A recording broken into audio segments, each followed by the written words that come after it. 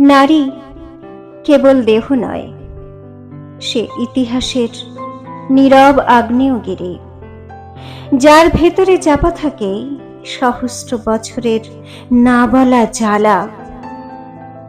যখন সে চোখ তোলে, সময়ের বুক কেঁপে ওঠে অসহায়তার নামে।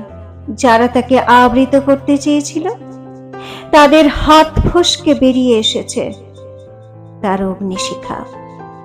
কারণ সে জন্মসূত্রে নির্ভীক। সে সেই নদী যাকে রোখার সাধ্য কার? তাকে বাঁধলে সে স্রোত হয়ে ভাঙে, মুক্ত হলে সমুদ্র হয়ে ওঠে।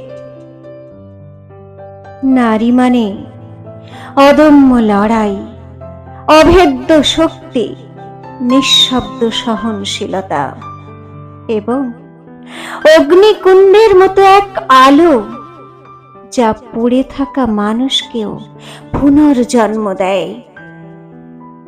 ভরসা করো তার সাহসে।